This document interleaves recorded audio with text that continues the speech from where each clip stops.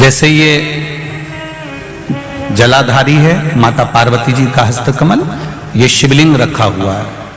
ये जलाधारी में से पानी बहने का स्थान, बीच में मोटी सी लाइन जहां अशोक सुंदरी विराज रही है, राइट में गणेश जी, लेफ्ट में कार्तिकेय जी, और गोल जो भाग है वो माता जी का हस्तकमल है। और ये जो शिवलिंग रखा हुआ है ये शिव का स्वरूप है। जहां पर भगवान शंकर का शिवलिंग रखा हुआ है उस स्थान पर आज अनंग त्रयोदशी के दिन मात्र जिस पति पत्नी का आपस में बैर चल रहा हो, अदालत में झगड़ा चल रहा हो, विवाद चल रहा हो, आपस में प्रेम समाप्त हो गया हो, एक दूसरे का सम्मान करना भूल गए हो, बात बात में झगड़ा करते हो, जरा जरा सी बात में मन मोटाव हो जाता हो, वो केवल एक कच्चे दूध की मात्र उंगली को भिंगाकर अगर जहां शिवलिंग रखा हुआ है वहां पर केवल कामदेव रति शिव और पार्वती का नाम लेकर मात्र उस कच्चे दूध की मात्र उंगली ही फेर देते हैं तो उन पति पत्नी का जिंदगी में कभी विवाद नहीं हो सकता और कभी गलत मार्ग पर वो जा नहीं सकते। ये अनंग त्रयोदशी की महत्वता है, आज की महत्वता। केवल साल भर में एक दिन होता है जिस दिन भगवान अपने साड़ू भाई के साथ पूजाते हैं। केवल साल भर में एक दिन होता है जिस दिन महादेव कामदेव के साथ पूजाते हैं। केवल साल भर में एक दिन होता है अनंग त्रयोदशी का दिन जिस दिन भगवान शंकर ने कामदेव को भस्म करा था और उसको अनंग कर दिया था।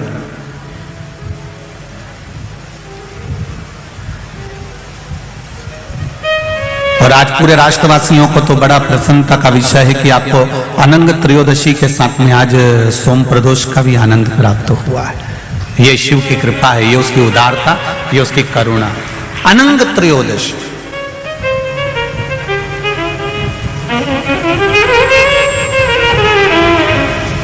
अनंग त्रयोदशी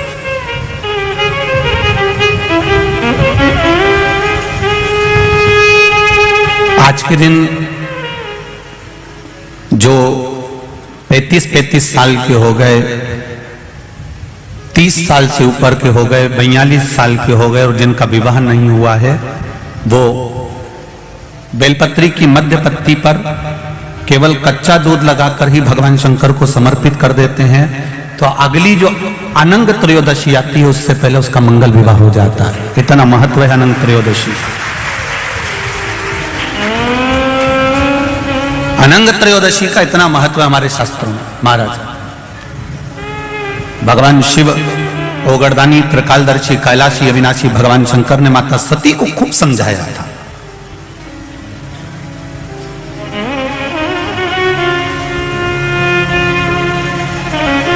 और बारंबार माता सती को समझाया गया कि आप मत जाओ अपने पिता के घर में, पर सती माता नहीं मानी थी और पिता के घर चली गई थी। आखिरी में वो भस्म हो गई थी और शिवजी ने अपने तन पर वो भस्म धारण कर ली। देवादिदेव महादेव ने वो भस्म अपने शरीर पर धारण कर ली। समय आ गया, भगवान देवादिदेव महादेव नेत्र बंद कर कर अपनी साधना में, अपने तप में, अपने आनंद में, अपने राम नाम में, अपने कृष्ण नाम में डूब गए।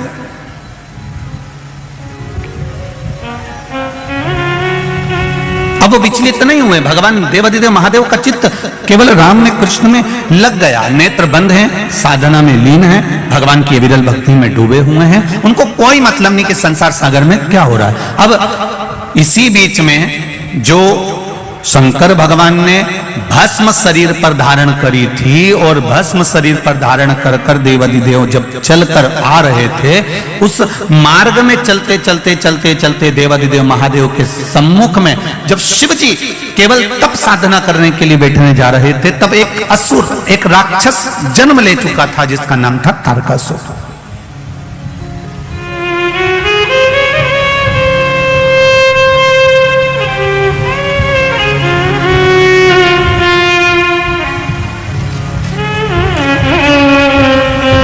तारकासुर का जन्म हो चुका था।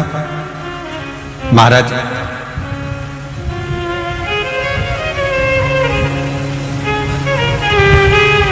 देवताओं से ज्यादा सिद्धि दानवों में होती है। देवताओं से ज्यादा सिद्धि, देवताओं से ज्यादा विद्या देवताओं से ज्यादा तंत्र विद्या, मंत्र विद्या, साधना विद्या, सिद्धियां देवता से ज्यादा दानवों के पास होती है, राक्षसों के पास होती है।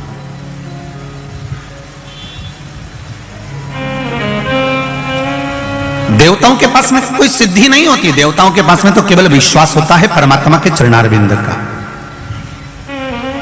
एक दूसरे के प्रति देवताओं के मन में भरोसा होता है। इंद्रदेव का भरोसा है भगवान नारायण पर, नारायण का भरोसा है भगवान शिव पर, ब्रह्मा जी का भरोसा है नारायण पर, वायुदेव, पवन देव, ये जितने भी देवता हुए हैं, गरुण वरुण, जितने भी देवता होते हैं, इनका विश्वास जागृत होता है। देवताओं से ज्यादा सिद्धि दानवों के पास में होती है। उसके बाद भी तुम पूरे पुराणों को उठाकर देख लीजिए, सारे संसार को उठाकर देख लीजिए और जगह जगह जाकर देख लीजिए कि इतनी सिद्धि दानवों के पास में है, इतने मंत्र तंत्र दानवों के पास में है, इतनी सिद्धियां दानवों के पास में है, उसके बाद भी किसी जगह पर दानवों की पूजन नहीं होती है। होती है तो केवल देवताओं की पूजन होती है, केवल देवताओं की पूजन होती है।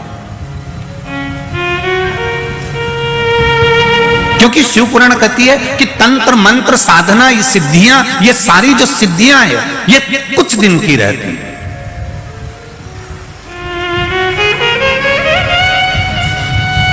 असुरों की, राक्षसों की जो सिद्धियां होती हैं ये थोड़े दिन की होती है, पर जो विश्वास होता है, भरोसा होता है, प्रेम होता है, वात्सल्यता होती है, करुणता होती है, ये कम नहीं होती, ये और बढ़ती चली जाती है।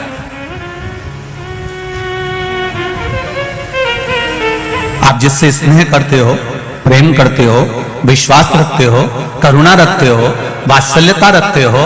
एक माता अपने पुत्र से प्रेम करती है, वात्सल्यता रखती है, करुणता रखती है, विश्वास रखती है, और बेटा कहीं चले जाए तो मां को नहीं दिखता तो बार बार विचार करती है कहां गया, वो दिख नहीं रहा,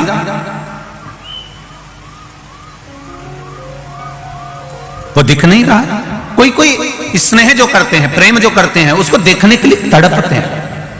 और नहीं मिलेगा तो और देखने की तड़प होगी, और नहीं मिलेगा तो और देखने की तड़प होगी। उसी तरह भगवान के प्रति जब हमारा विश्वास जागृत हो जाता है, भगवान के प्रति जब हमारा प्रेम जागृत हो जाता है, ईश्वर के प्रति हमारा भरोसा जागृत हो जाता है, हमारा वात्सल्य, हमारी करुणा और हमारा स्नेह जब बढ़ते चले जाता है, तो उस परमात्मा को देखने की ललकता हमारे भीतर भी जागृत होने लगती है। उसको देखने की ललकता हमारे भीतर और जागृत होने लगती है, उसको देखने का मन जागृत होने लगता है। देव और दानवों में यह अंतर है कि दानवों के पास में सिद्धियां ज्यादा है, दानवों के पास में बहुत सारे तंत्र मंत्र साधना है, पर देवताओं के पास में कोई सिद्धि नहीं, कोई मंत्र नहीं, कोई तंत्र नहीं, कोई साधना नहीं। और देवताओं के पास में भले मंत्र तंत्र साधना नहीं है, उसके बाद भी आज भी संपूर्ण ब्रह्मांड में, संपूर्ण विश्व में देवता पूजाते हैं, दानव नहीं पूजाते। भले उनके पास में कितनी भी सिद्धियां हो, कितना भी बल हो, कितनी भी सिद्धियां एकत्रित करके रखे हो, कितना भी तंत्र मंत्र इकट्ठा करके रखे हो, पर वो पूजाते नहीं है। हमारे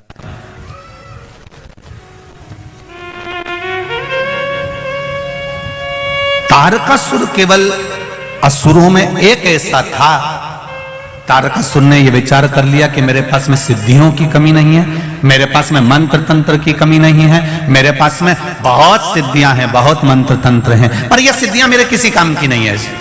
तारकासुर ने विचार कर लिया कि मुझे तो भगवान शंकर का भजन करना है, मुझे शिव भक्ति को धारण करना है, और कुछ भी नहीं चाहिए।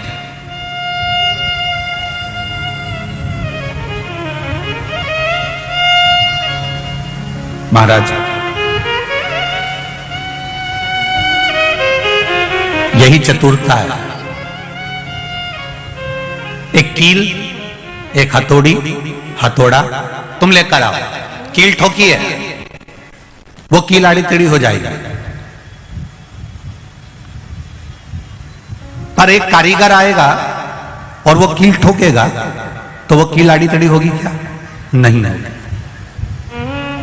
कारीगर उसमें माहिर है, उसने कील उठाई और ठोकना चालू कर दिया। उसने देखा भी नहीं कील को, ठोकना चालू कर दिया और कील सीधी की सीधी लगी है। वो आड़ी टेढ़ी नहीं हुई है, वो आड़ी टेढ़ी होती ही नहीं है क्योंकि वो ठोक रहा है। तो उसमें कारीगरी जो है वो कील ठोकने में प्रबल है और वो ठोक रहा है। उसी तरह जैसे कील संसार का कोई व्यक्ति ठोक रहा है तो वो आड़ी टेढ़ी हो सकती है, पर कारीगर अगर ठोक रहा है तो वो सीधी ही लगेगी। उसी तरह आप इस मन को, इस चित्त को, इस वृत्ति को कहीं पर भी लेकर चले जाओ, पर किसी श्रेष्ठ कारीगर के पास में अगर पहुंच गए, किसी शिवालय में, किसी शिव महापुराण की कथा में पहुंच गए और वहां कोई कारीगर मिल गया तो इस मन को परमात्मा के चरणों में ठोक ही देगा, ये निश्चित है। ये इसकी श्रेष्ठता है।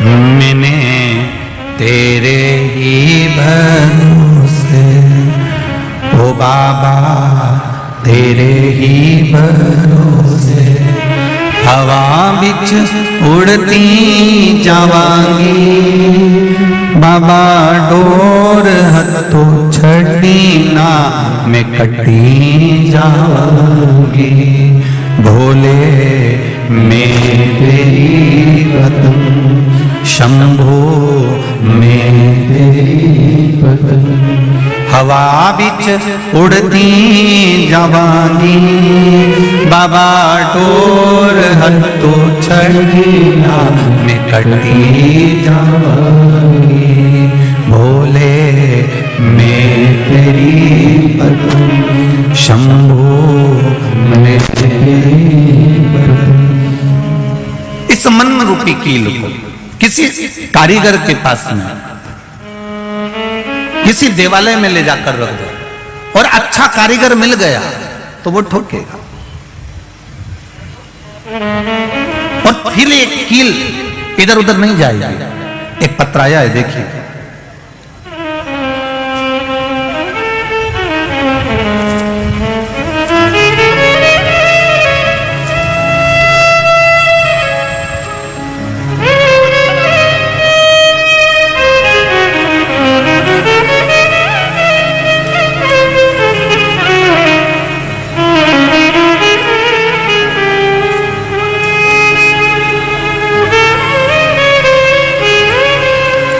मेरा नाम भावना राजेश पोपट है। मैं मुंबई पालघर से आई हूं।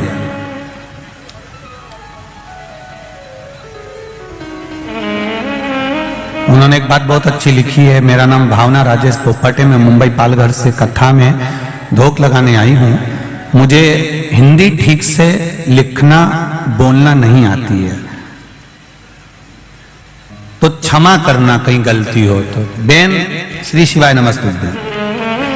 जहां भी बैठी हैं, अगर कहीं बैठी हो तो दोनों हाथ हिला दीजिएगा। आपके जहां कहीं भी बैठे हो दोनों हाथ हिला दीजिएगा। कहीं बैठी हो तो जरूर हाथ हिलाइएगा। मैं बाबा क्या बखान करूं महादेव की कृपा का। मेरी बेटी जो परदेश में कनाडा में रहती है, उसे लेफ्ट साइड चेस्ट में गांठ हो गई थी, जिसे उसे बहुत तकलीफ होने लगी थी। वह अपना हाथ भी ऊपर नीचे नहीं कर पाती थी। तब उसने वहां डॉक्टर को बताया कनाडा में, तो डॉक्टर ने तुरंत ही उसकी जांच करी और जांच करने के बाद कहा तुम्हारे एक गांठ नहीं है, यहां 3-4 गांठ हो गई है। अब वह ज्यादा गंभीर हो गई थी। डॉक्टर ने उसे ऑपरेशन का कह दिया था। तब बेटी ने मुझे यह बात बताई तो मैंने कहा सब तुम शिवजी पर छोड़ दो, दवाई ले, साथ में शंकर भगवान पर एक लोटा जल चढ़ाना प्रारंभ करो। पर जल चढ़ाती तो कहां चढ़ाती, वो जल कैसे समर्पित करती। महादेव सब कुछ ठीक करेंगे, मैंने उससे कहा। अब जल चढ़ाने कहां जाए, ना तो शिवजी का मंदिर है ना वहां बेलपत्र है। परदेश में कहां से जल चढ़ाने मंदिर को जाए। तब मैंने कहा तेरे पास में शंकर भगवान का शिवलिंग या मूर्ति हो तो उस पर जल चढ़ाना प्रारंभ कर दे, उस पर जल चढ़ाओ और वही पानी तुम पीना प्रारंभ करो। श्री शिवाय नमस्तुभ्यं का जाप करना प्रारंभ करो। जो डॉक्टर ने दवाई दी है उसको खाना प्रारंभ करो। तब बाबा एक चमत्कार हो गया बाबा की कृपा से, मैं क्या वर्णन करूं भोलेनाथ जी का। जो गठान थी उसकी दूसरी बार जब जांच कराने के लिए गई तो डॉक्टर भी आश्चर्य में हैरान हो गया कनाडा का कि ये गठान गल चुकी थी, जो शरीर में 3-4 गठान हो चुकी थी। ये शिव कृपा। तेरी कृपा बिना न हिले एक भी अणु, लेते हैं श्वास तेरी कृपा से तनु। एक पत्रोल बड़ा सुंदर।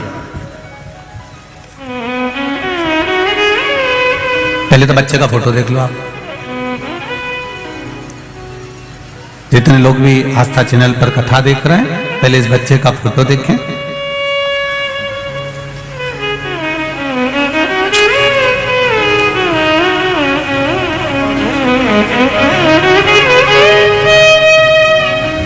मेरा नाम मंजू बबन पांडे है।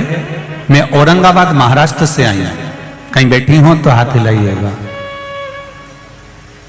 कहीं बैठी हो तो दोनों हाथ हिलाइएगा। अच्छा, उस वाले पंडाल में है क्या? तो दोनों हाथ हिलाइएगा एक बार। मेरा नाम मंजू बबन पांडे है। मैं औरंगाबाद महाराष्ट्र से आई हूं। जहां कहीं बैठी हो तो दोनों हाथ हिलाइएगा एक बार। कैमरे वाले को दिख जाए तो हमें भी दिख जाए। शंभू।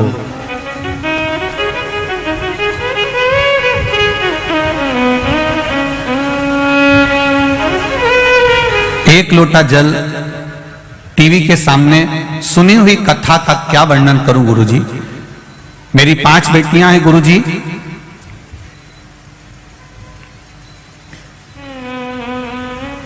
तीन अप्रैल 2022 को मेरे चौथे नंबर की बेटी सोनोग्राफी करा के आई तो रिपोर्ट नॉर्मल थी गुरुजी।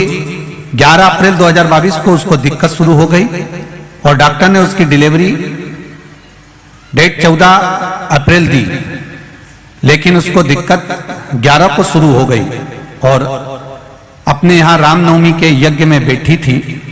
4 बजे हम उसे लेकर हॉस्पिटल लेकर गए, उसका ऑपरेशन शुरू किया। लेकिन गुरुजी जब उसके बच्चे को निकाला गया तब बच्चा रोया नहीं, उसके श्वास में तकलीफ हो गई और उसमें कुछ भी ऐसा नहीं था कि वो हिल रहा था। डॉक्टर ने फेफड़ों में दिक्कत बता दी। ऐसा कहा इसको तुरंत दूसरे हॉस्पिटल में ले जाओ।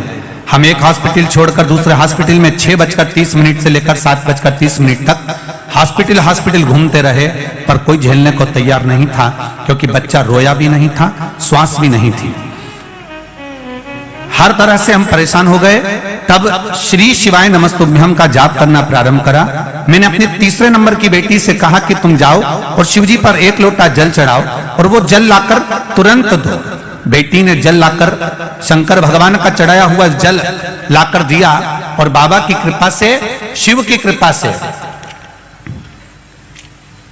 वो जल हाथ में लेकर जब फेरा गया, बाबा की कृपा से बच्चे ने 11:30 पर रोना प्रारंभ करा और बाबा की करुणा ऐसी हुई कि वो बच्चा अब स्वस्थ है।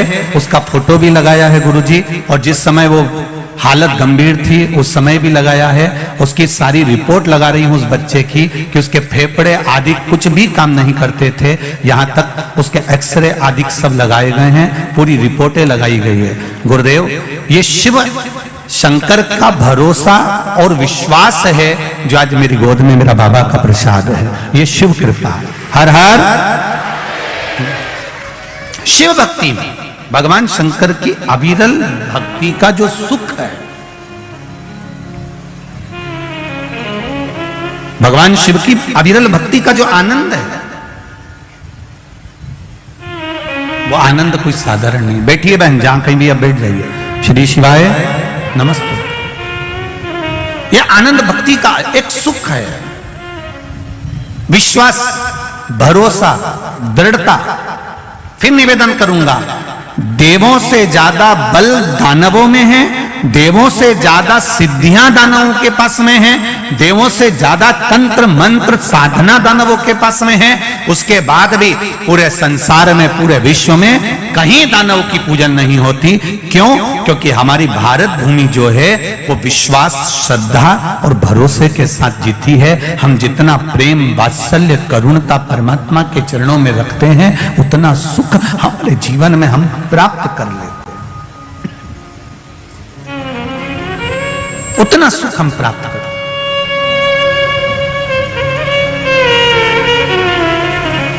शंभो शरणे पड़ी मांगू घड़ी रे, दुख काटो दया करीन दर्शन, दया करीन दर्शन। परमात्मा की अविरल भक्ति को प्राप्त करने का सुख है श्री महापुराण की कथा। चाबी भूल जाओगे यहां पर तो घर से वापिस आना पड़ेगा।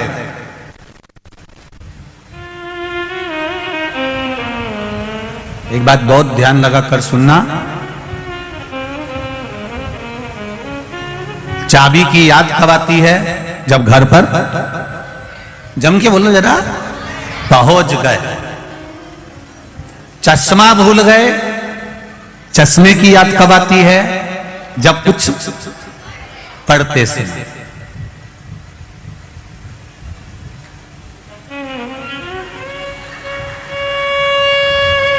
ये बत्ती सी तुमने नई नई बनवाई और डब्बी में रख ली, कथा में आ गए, सोचा प्रसाद मिलेगा तो खाऊंगी, और वो बत्ती सी तुम्हारी कहीं फ्रिज में भूल गए या कहीं रह गई। अब कुछ खाने का समय आया तो याद आई कि नहीं आई? मेरी बत्ती सी कहां?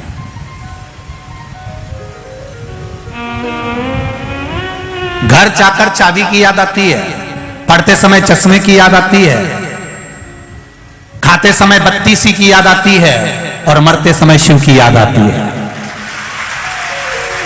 अंतिम बिंदु होता है जब एक्सीडेंट हो गया, ऑपरेशन की समय आ गया, बीपी शुगर गड़बड़ हो गए, कुछ काम बिगड़ गया, तब पंडित जी को फोन लगाया, महाराज जी महामृत्युंजय का जाप बिठा दो, मेरी बहू की तबीयत ठीक नहीं है। पंडित जी मेरे बेटे का एक्सीडेंट हो गया, महामृत्युंजय का जाप बिठा दो। पंडित जी ऐसा हो गया, महामृत्युंजय का जाप बिठा दो। अब कोई भी ये नहीं कह रहा कि कनक धारा का पाठ बिठा दो, श्री सूक्त या पुरुष सूक्त का पाठ बिठा दो।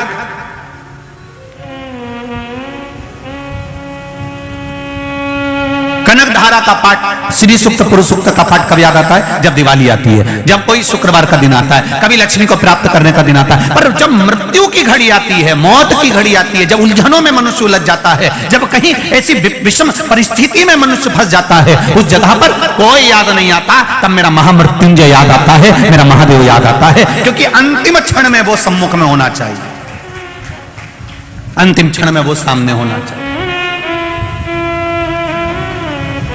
और अंत समय प्रभु, सब बोलो जरा जम के बोलो, आना वचन दिया तो निभाना पड़ेगा। आए ना आए प्रभु कुटुंब कबीरा, अंत समय प्रभु आना पड़ेगा। वचन दिया तो निभाना पड़ेगा। भगवान अंत समय में तुझे आना ही है, अंत समय में दर्शन देना ही है, ये निश्चित है। तो अंतिम बिंदु में जब परमात्मा याद आएगा, घर गए चाबी याद आई, पढ़ते समय चश्मा याद आया, खाते समय बत्ती सी याद आई, और मरते समय शिव याद आया कि कोई महामृत्युंजय का पाठ बिठा दो, मेरा यहाँ ये तकलीफ आई है, महामृत्युंजय का अनुष्ठान करा दो। शिव को याद कब करा गया? जब अंतिम घड़ी आई, अंतिम क्षण आया, अंतिम पल आया। और शिव महापुराण की कथा कर रही है, अगर अंतिम क्षण में आप शंकर भगवान को याद कर रहे हो, उससे अच्छा है पहले ही चाबी को संभाल के रख लेते, पहले ही चश्मे में डोरी लटका के रख लेते और पहले ही बत्तीसी को अपने बैग में रख लेते। उसी तरह महादेव को एक लोटा जल प्रतिदिन चढ़ा लेते तो ये दिन ही नहीं आता, ये दिन ही नहीं आता, ये तकलीफ ही नहीं आती।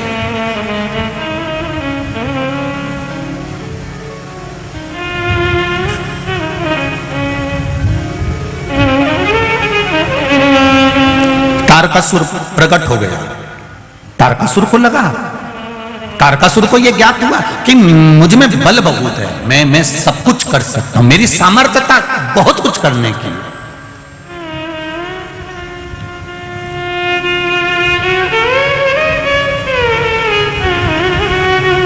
संसार में जितने लोग जन्मे हैं ना,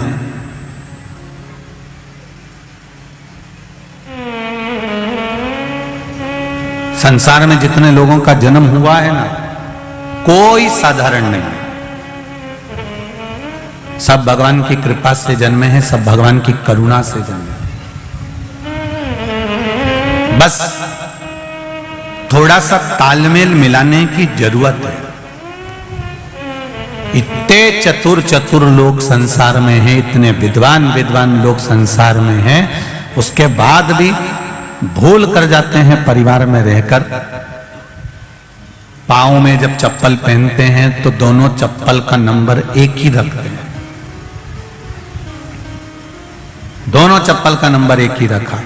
8 नंबर की चप्पल आती है तो इस पांव में भी 8 नंबर पहनेंगे, इस पांव में भी, बोलते जाओ जरा, 8 नंबर पहनेंगे। हो सकता है तुम्हारे बड़ोदरा में ऐसा होता हो कि इसमें 9 नंबर, इसमें 8 नंबर, तो बात दूसरी। पर हमारे यहाँ तो नहीं होता। हमारे यहाँ तो अगर 7 नंबर की चप्पल है तो दोनों 7 नंबर की है, 8 नंबर की है तो दोनों 8 नंबर की है, 9 नंबर की है तो दोनों 9 नंबर की है। और अगर एक चप्पल दूसरे नंबर की पहनकर चल लो तो बहुत लंबा चल सकते हो क्या? एक 8 नंबर की पहन लो और एक 9 नंबर की पहन लो और तुमसे कोई कह दे जाओ जरा यहां से वहां तक चले जाओ, चल सकोगे? नहीं, या तो चप्पल काट लेगी या फिर चलने में तकलीफ आएगी, पांव दुखेगा, कुछ ना कुछ प्रॉब्लम खड़ी हो जाएगी। अब इतनी विद्वत्ता सब में है कि चप्पल एक ही नंबर की होना चाहिए। अगर एक चप्पल 8 नंबर की और एक 9 नंबर की है तो बहुत लंबा नहीं चल सकते। उसी तरह परिवार में रह रहे हो, घर में रह रहे हो तो निवेदन है, पति पत्नी जब दोनों साथ रहें, भाई भाई जब साथ रहें, देवरानी जेठानी जब साथ रहे, सास ससुर जब साथ में रहें, बहुएं अपने परिवार के साथ में रहे, तो निवेदन है जैसे चप्पल 1 नंबर की होती है, जब आप अपना मायका छोड़कर ससुराल में आ जाओ, आप कौन से नंबर की चप्पल रखते हो, कितना क्रोध रखते हो, कितना वाणी में क्या रखते हो, उससे कोई मतलब नहीं होना चाहिए। अब ससुराल में आ गए हो तो चप्पल का एडजस्टमेंट कर कर चलना, अर्थात अपने को उनके नंबर से मिलकर चलना पड़ेगा, तब जाकर लंबा चल सकते हो। अगर इससे मिलकर नहीं चले तो थोड़ा जाने के बाद में अदालत पहुंच जाओ।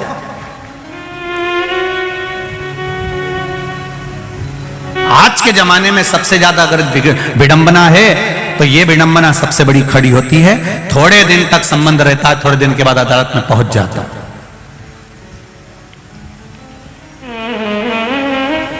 बड़ा दुख होता है कि पिताजी ने 25 लाख 50 लाख खर्च करा, 40 लाख खर्च करा, 10 लाख खर्च करा, पिताजी ने बेटी के विवाह में खर्च करा, उधर बेटे के विवाह में खर्च करा, दोनों का नंबर नहीं मिल पाया, बहुत लंबा नहीं चल पाया, बहुत लंबा नहीं चल पा।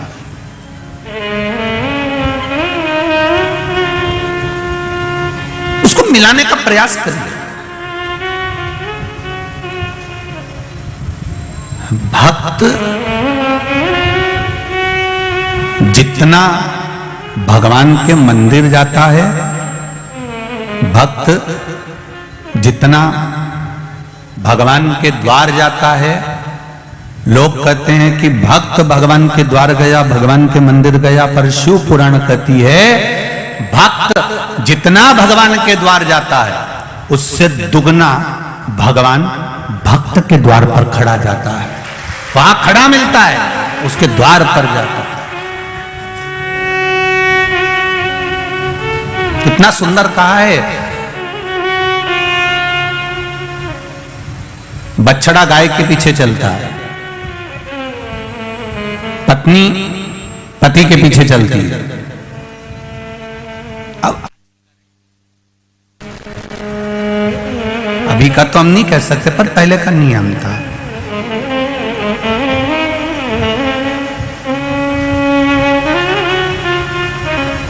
पहले का एक बहुत नियम था कि पत्नी पति के पीछे। एक हमने पहले भागवत जी में एक लीला श्रवण करी थी भगवान कृष्ण की, कि एक गोपी भगवान को बहुत बहुत घर जा जाके रोज चोरी का इल्जाम लगाती थी, रोज प्रतिदिन रोज चोरी का इल्जाम लगाए। यशोदा जी ने भी कह दिया, जिस दिन तुम मेरे लाला को पकड़ कर बता दोगी ना, उस दिन गारंटी है मेरी, मेरा बेटा चोर नहीं हो सकता।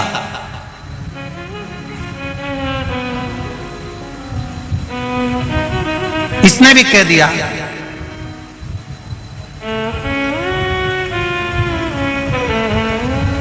अगर मैंने भी तेरे बेटे को, तेरी औलाद को अगर पकड़ कर नहीं बताया तो मेरा नाम भी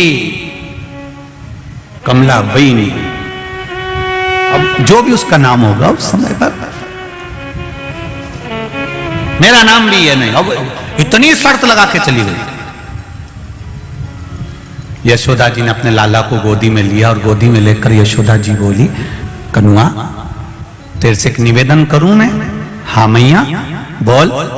लाला तू उस गोपी के यहां कभी मत जाना, वो हमेशा तेरे पर इल्जाम लगाती और मेरे सामने नाक लगा कर आई है बहुत, और कह रही थी मैं पकड़ के बताऊंगी। कन्हैया बोले ठीक है मैया, मैं तो किसी के घर जाता ही नहीं हूं और तूने इतना कह दिया तो अब तो और नहीं जाऊंगा।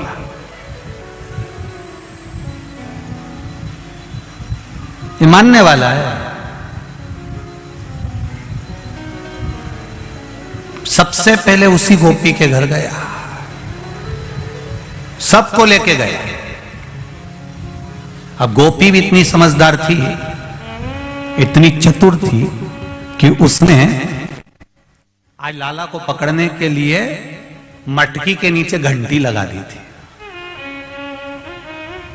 नीचे लगा मनसुका, श्रीदामा, मधुसूदन, फिर दाऊ, फिर ऊपर चढ़े कन्हैया।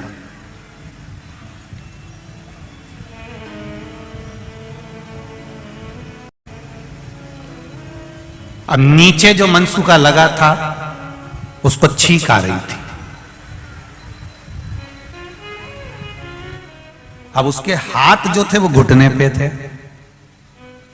अब वो अगर हाथ हटाता और नाक पकड़ लेता तो छींक नहीं आती, परंतु वो हाथ घुटने पे थे और सबसे नीचे वो ही था और उसको आ रही छींक, और ये कन्हैया सबसे ऊपर।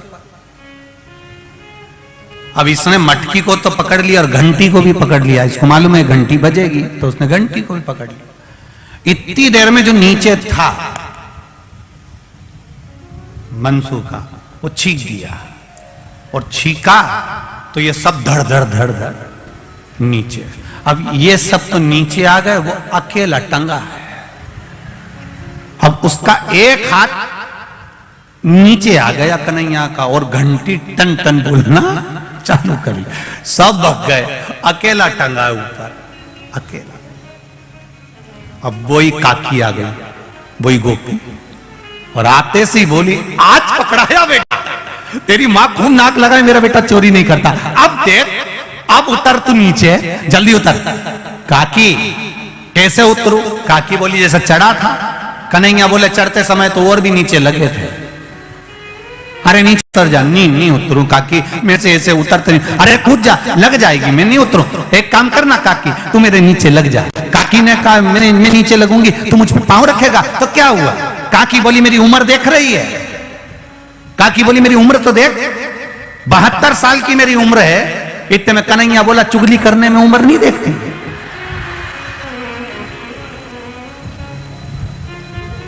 काकी ने बोला मैं लग जाती हूं, तो धीरे से उतरना हो, देख मेरा बुढ़ापे का ध्यान रखना हो। अब कन्हैया ने काकी के कंधे पर पांव रखा, मटकी को पकड़ा। अब कन्हैया एक पांव इधर करे, एक पांव इधर करे, फिर इधर करे, फिर इधर करे। काकी यूं यूं होए तो इतने में काकी चिल्लाई क्या कर रहा है, उतरता क्यों नहीं है? कन्हैया बोला काकी ऐसा लग रहा हो जैसे सावन के महीने में हिंडोला झूल रहा। काकी बोली आग लगे तेरे हिंडोले को, नीचे उतर। तब कन्हैया ने छोटी मोटी पकड़ के नीचे उतरा और काकी ने उसको पांव में दमोच लिया। अब काकी तो कंगा कर रही थी, बाल बार रही थी, पूरा बाल खुला हुआ था उसका, और इसने कन्हैया को पांव में दमोच लिया और जल्दी से काकी ने कहा आज पकड़ाई में आया है, तेरी मैया खून नाक लगाती थी मेरा बेटा चोरी नहीं करता, चोरी नहीं करता, आज दिखाऊंगी तेरे को ले जाके, तू चल तो सही। और कन्हैया को पांव में दमोच लिया काकी ने और जल्दी से चोटी करने लगी। अब चोटी करने में समय लगता है, अब चोटी करने में समय लगे तो उसने क्या करा, फिर चोटी नहीं करी, फिर जैसे गुजरात की मेरी बहन क्या करती है,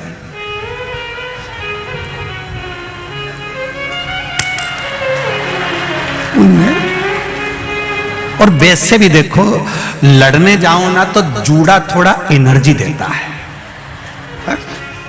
चोटी में और जूड़े में अंतर आता है। तुम देखना जब तुम माताएं आपस में लड़ रही हो ना तो वो थोड़ी थोड़ी देर में बोलते चलो, मतलब ऐसा लगता है कि इससे एनर्जी मिलती है।